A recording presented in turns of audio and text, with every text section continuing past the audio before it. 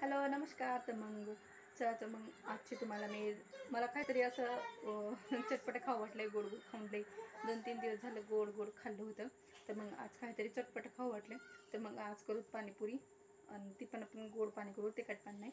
तर मग चला आपण करूया, आणि तुम्ही व्हिडिओ पण पहा. पुरी करायची आहे, पण मार्केटमधून नाही, घरीच आपण करूया. मग कढई ठेवली मी, कढईमध्ये तेल पण तापलं आहे. पाणीपुरी काढून घेते, थोडी बाद झाले. तर चला, तर मग आपण एक एक तळून घेऊ ह्यामध्ये.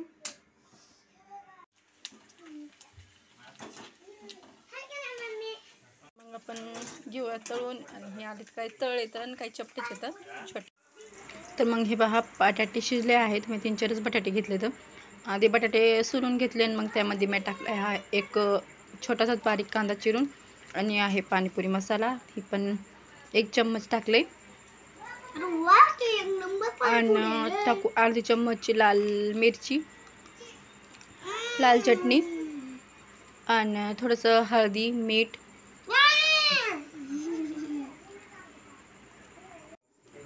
तर मग चला, तर पहा झालं आहे आपलं.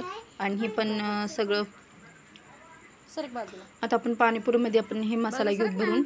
आणि हे तर केलं आहे मी पाणी, तिखट आणि गोड पाणी मिक्स करून. आता ह्यामध्ये मी भरून घेते मसाला बटाट्याचा.